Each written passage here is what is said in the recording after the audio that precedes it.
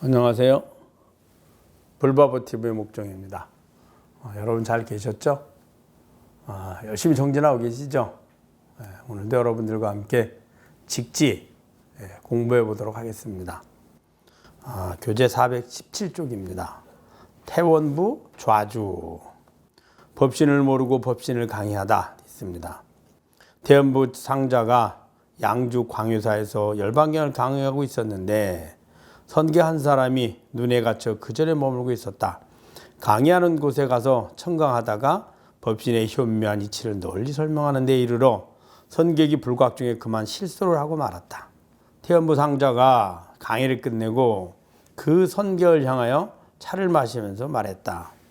제가 본 뒤 생각이 짧아서 다만 글자만 의지하여 뜻을 해석하였는데 마침 이렇게 웃음을 사게 되었습니다. 바라노니 부디 가르쳐 주시기 바랍니다. 선객이 말했다. 실로 제가 웃은 것은 자주가 법신을 잘 몰라서였습니다. 태원부가 말하였다.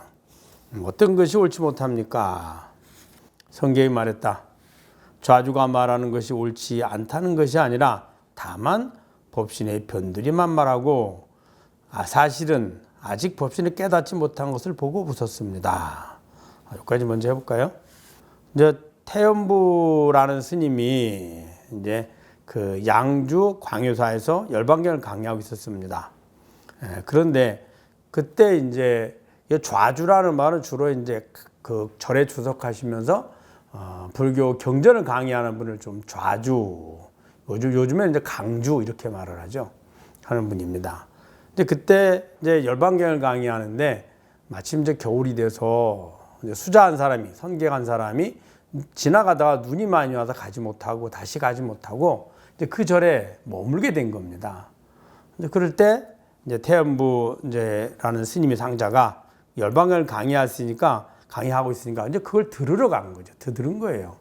듣다가 이제 어느 장면에서 한번 그냥 픽 웃은 겁니다. 그 내용을 지금 이야기하고 있습니다.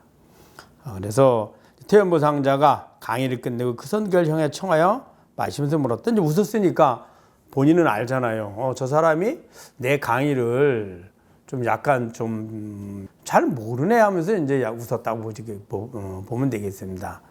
그래서 이제 그걸 묻게 된 겁니다. 제가 본 뒤 생각이 짧아서 다만 글자만 의지하여 뜻을 해석하였는데 마침 이렇게 웃음을 사게 되었습니다. 바라노니 부디 가르쳐 주시기 바랍니다. 이 열반경은 핵심은 열반을 이야기하는 겁니다. 그게 열반경이죠. 열반이란 니르바나고, 니르바나를 우리 말로 해석을 하면 욕망이 모두 소진된 상태. 쉽게 얘기하면 더 이상 구하는 마음이 없는 상태를 말한 겁니다. 그럼 열반이 왜 필요하느냐? 우리는 끊임없이 이제 생로병사, 생사윤회를 하게 되는데 그 생사윤회를 하게 되는 이유가 있습니다. 우리는 매 순간 마음이 불만족한 마음, 괴로운 마음에서 만족한 마음, 즐거운 마음을 구하려고 하고 그 구하려는 마음을 실천하려고 하니 몸이 필요합니다. 몸의 실천을 통해서 우리가 보다 더 즐거움을 얻게 되거든요. 그러니 마음은 끊임없이 불만족에서 만족을 구하려고 하고 육신이 건강하면 잘 그것을 실천해서 만족과 즐거움을 얻다가 몸이 아프면 할 수 없잖아요. 그러니까 빨리 몸을 완쾌를 하기 위해서, 치유하기 위해서 병원에 두고 가고 약도 먹고 주사도 맞고 하죠. 그래 몸이 치유가 되면 다시 그 일을 하게 되는 겁니다. 근데 그러다가 나이를 많이 드셔가지고 이제 점점 힘들어지고 불편해지죠. 그러면 나이 먹어서 불편해지는 거는 약을 먹어서라든지 다른 조건으로 회복할 수가 없습니다. 그래서 감내하면서 삽니다. 감내하면서 살 때 그 연세 드신 분의 마음이 어떨까요? 내가 이것을 하고 싶은데 이제는 나이가 먹어서 살 수 없구나 라고 너무 간절하게 건강을, 과거의 건강을 생각할 겁니다. 혹은 조금이라도 건강했으면 내가 조금만 나아지면 간절하게 하고 싶은 마음이 있을 겁니다. 근데 그 마음이 있는데 나이가 점점 먹을수록 할 수 있는 일이 점점 줄게 되죠. 그러면 그 마음은 점점 더 간절해지죠. 본래는 10개 하다가 9개를 줄이면 그래 다음에 하면 돼. 꼭 안 해도 돼. 이렇게 할 수 있습니다. 그런데 그것이 5개를 줄으면 내가 더 하고 싶은 생각이 간절해지는 겁니다. 1개만 남으면 어떨까요? 더더욱 간절해지겠죠. 1개마저 할 수 없으면 그럼 말할 것도 없죠. 거의 이제 고황 상태에 이르게 되죠. 그때가 죽음입니다. 그 간절하고 바라는 그 마음이 육신을 다시 구하게 되고 육신을 구하니 생사윤회가 다시 시작이 되는 겁니다. 그래서 열반을 하게 되면 열반이란 구하는 마음이 사라진 상태, 없는 상태니까 불만족에서 만족을 구하는 마음이 사라지니 구하는 마음을 실천할 몸이 필요하지 않게 되고 필요하지 않으니 구하지 않으니 생로병사가 있을 수가 없죠. 그래서 열반이 곧 해탈인 거죠. 부처님이 우리 중생들은 누구나가 괴로움에서 벗어나 즐거움을 얻으려고 하는데 즐거움의 가장 완전한 모습이 결국에는 늙고 병들고 죽음의 고통에서 벗어나야 되는 거죠. 그 벗어나는 방법은 몸을 구하지 마라, 즉 태어나지 말아야 되고, 그럼 태어나는 원인을 가만히 살펴보니까 마음이 괴로움에서 즐거움을 구하고 있고, 그러니 괴로움에서 즐거운 마음을 구하지 말아야 되죠. 그 어떻게 구하지 않느냐? 그 마음의 주인을 찾으면 됩니다. 괴로운 마음의 주인도 나요, 즐거운 마음의 주인도 나죠. 동일합니다. 즐거운 마음의 주인이든 괴로운 마음의 주인이든 괴로움에도 즐거운 마음을 얻든 혹은 괴로움에도 괴로움이 끊임없이 반복이 되든 주인은 한 번도 달라지지 않죠. 그것을 알면 굳이 구할 필요가 없게 되고 필요가 없으니 구하는 마음이 사라지게 되고 사라지니 구하는 도구인 육신이 필요하지 않게 돼서 육신을 구하지 않으니 생로병사가 없어지는 거죠. 즉 생로병사의 고통의 굴레에서 벗어나게 되는 겁니다. 열반경은 그 니르바나 즉 생로병사로부터 해탈하고 그 해탈을 이룰 수 있는 가장 근본인 구하는 마음이 다 사라진 상태, 이것을 이야기한 것이 열반경입니다. 부처님 맨 마지막에 설한 게 열반경인데 그 열반경은 부처님의 깨달음의 부처님의 가르침 핵심이 해탈 열반입니다. 처음부터 끝까지. 그래서 부처님의 가르침을 이제 집대성한 겁니다. 처음에 깨달음을 얻고 나서 초기 불교를 이제 설하고, 그 다음에 이제 대승불교를 설하고, 그 다음에 나중에는 열반경과 법화와 열반, 이걸 통해서 회통을 하게 되는데, 이 모든 것이 하나로 전체가 다 모아지는 그 경이 바로 열반경이거든요. 그 열반경을 설하는 사람이 열반을 모른다면 잘 모르는 거죠. 아무리 언어나 문자를 통해서 그 의미를 해석한다 하더라도, 예를 들어 수박을 모르는 사람이 수박의 설명을 아무리 해도 이 사람은 수박을 모르는 거죠. 비유는 할 수 있습니다. 호박과 비슷해 라고 하지만 호박은 아니죠. 그래서 그 이야기를 아마 그것을 들었던 선객은 이미 그 지어자성을 깨달아서 열반의 의미를 스스로 깨우친 사람이죠. 그러니까 태연부 강주가 열심히 설명하는데 보니까 실제 열반을 모르는 거였어요. 그래서 웃은 겁니다. 이제 여기서 그 웃음을 웃고 나니까 자기가 좀 창피하기도 하고 부끄럽기도 하니까 이제 그 선객에게 태연부 상자가 이야기를 한 겁니다. 그래서 제가 본 뒤에 생각이 짧아서 다만 글자만 의지하여 뜻을 해석하였는데 마침 이렇게 웃음을 사게 되었습니다. 바라노니 부디 가르쳐 주시기 바랍니다. 선객이 말했다. 실로 제가 웃은 것은 좌주가 법신을 잘 몰라서 했습니다. 법신, 그 몸과 몸의 주인인 나, 그 다음에 마음의 주인, 특히 괴로운 마음과 즐거운 마음의 주인인 나, 그 나가 바로 법신입니다. 이 법의 몸, 이런 뜻이거든요. 법의 주인, 이렇게 이해하는 게 더 쉽습니다. 왜냐하면 여기서 법이란 마음을 이야기합니다. 우리 법계라고 이야기하잖아요. 이 법계라고 이야기할 때는 존재하는 이 모든 세계가 내 마음의 모습임을 알고 이야기할 때는 법계가 되고, 그것이 내 마음이 아닌 실제로 밖에 존재한다고 하는 중생들 눈에는 법계가 아니라 세계가 되는 겁니다. 그래, 법신, 즉 법의 주인, 법의 몸, 내가 없이 내 마음이 있을 수 없잖아요. 그래서 법신이라고 합니다. 법신, 즉 마음의 주인인 나를 깨달아야지만 그 나를 변하지 않는 나, 그래서 진여자성, 그 자성을 깨달아야지만 구하는 마음이 필요 없음을 알게 되고, 필요 없음을 아니 그것을 구하는 마음을 실천해야지 육신을 구하지 않게 되고, 구하지 않으니 늙고 병도 죽음으로부터 벗어나게 되는 거죠. 그래서 이야기를 하게 된 겁니다. 태엄부가 말했다. 어떤 것이 옳지 않습니까? 그러니까 이제 이 사람이 이제 비웃음을 쌓고 부끄럽긴 하지만 자기가 틀렸다는 생각을 하지 않은 거죠. 그런데 아상에서 내가 뭘 잘못했는데 당신이 나를 비웃습니까? 왜 그렇게 픽 실소를 했습니까? 라고 따진 거예요.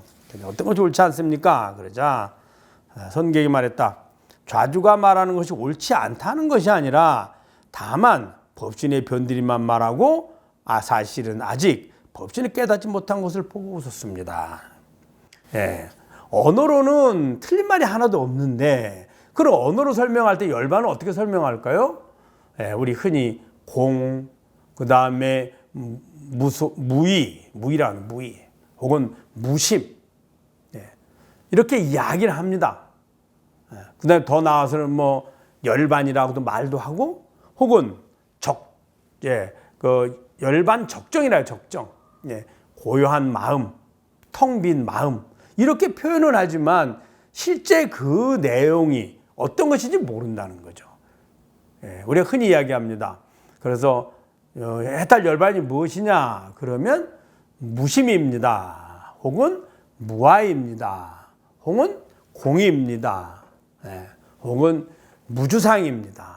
예, 무주, 무의, 무소유, 이런 걸 다 열반이라고 이야기를 합니다. 그런데 실제 그건 열반이 아닙니다. 그 열반은 아는 그 몸과 마음의 주인인 나를 이런 식으로 우리가 표현을 한 거죠. 예. 그래서 수박이라고 말하지만 그 수박이란 단어는 수박은 아닙니다. 그걸 이해를 돕기 위해서 수박 이렇게 말을 한 거죠. 그와 마찬가지입니다. 실제 수박을 아는 사람은 수박이라고 말하지 않아도 그게 호박같이 생겼는데 그 안 자르면은 붉은색이 나고 그 막 단맛이 나고 물이 많은 거 있잖아, 과즙이 많은 거, 이렇게도 알아듣습니다. 호박과 비슷한데 여름에 먹는 과일 있잖아, 그래도 알아듣습니다. 예. 심지어는 뭐 거기에 뭐 줄이 이렇게 있고 있잖아, 그거 왜 먹는 거, 그래도 압니다. 우리 그러죠, 흔히 갸가 갸야 그러면 아는 사람은 알잖아요. 모르는 사람은 그게 무슨 말인지 모르죠. 누구를 지칭하는지 모르는 것과 같습니다. 그런데 언어는 설명하지만 그 자성을 모르니까 그 언어로 설명된 것만 주로 한 거죠. 그래서 여기서 이제 그 이야기를 한 겁니다. 그래서 태엄부가 말했다. 자주가 말하는 것이 옳지 않다는 것이 아니라 다만 법신의 변들이만 말하고 사실은 아직 법신이 깨닫지 못한 것을 보고 웃었습니다. 태엄부가 말했다. 이미 그렇다면 선객은 마땅히 저를 위하여 설명해 주십시오. 그렇다면은 나를 위해서 설명해 주십시오. 라고 이야기한 겁니다. 선객이 말했다. 제가 설명을 드린 것은 사양하지 않겠습니다만 믿으시겠습니까? 어찌 감히 믿지 않겠습니까? 예. 이렇게 설명을 해주는 건 어렵지 않은데 내 말을 과연 믿겠느냐? 본인이 그렇게 열심히 경전을 공부하고 다른 사람의 스승이 돼서 강의를 할 정도인데 그냥 이름 없는 선객의 말을 당신이 진짜 믿겠느냐? 하심하고 내 말을 진심으로 믿을 수 있겠느냐? 물은 거예요. 그러자 이제 어찌 감히 믿지 않겠습니까? 하자. 만약 그렇다면 자주는 잠깐 강의하는 일을 거두고 열흘 동안 방 안에 단정하게 앉아 고요히 생각하고 마음을 거둬들이고 생각을 굳게 지켜 선과 악의 온갖 인연을 일시에 놓아버리십시오. 태엄부 자주가 가르친 대로 한결같이 하여 초저녁에서부터 새벽에 이르는 북치는 소리를 듣고는 호련히 깨닫게 됐다. 그러자 그 수자가 강의를 하지 말고 잠시 마음을 관해서 한번 수행을 해 보십시오. 라고 한 거죠. 그럼 어떻게 수행하느냐? 마음을 고요히, 단정히 앉아서 마음을 고요히 하고, 그리고 선과 악의 인연을 일시에 내려놓으십시오. 이 선과 악이라는 말은 우리가 생각하는 착하고 나쁜 이런 의미가 아닙니다. 좋아하고 싫어함. 우리는 매 순간 좋아하고 싫어함을 통해서 싫어함을 벗어나서 좋아함을 구하거든요. 즉 좋아하고 싫어함을 내려놓고 그 마음의 본성을 지켜보라는 거죠. 좋아함과 싫어함의 주인인 자성을 지켜보라는 겁니다. 이제 그래가지고 자주가 이제 그렇게 시킨 대로 하다 보니까 새벽에 북소리를 벚꽃을 딱 치는데 그 소리를 듣고 딱 깨달은 거죠. 왜? 소리를 듣고 보고 듣고 아는 주인이나 선과 악을 분별하는 주인이나 매 순간 내 마음을 일으켜서 하는 주인이나 부처님의 열반경을 강의하고 하는 주인이나 내가 안다고 하는 주인이나 다 똑같은 나이거든요. 거기에서 바로 이게 바로 열반이구나 라고 깨닫게 된 겁니다. 여러분 잘 아셨죠? 여러분 들어보고 또 스스로 사유해보고 또 스스로 찾아보시고 또 들어보고 하시기를 부탁드립니다. 불교를 바라보면 삶이 바로 보입니다.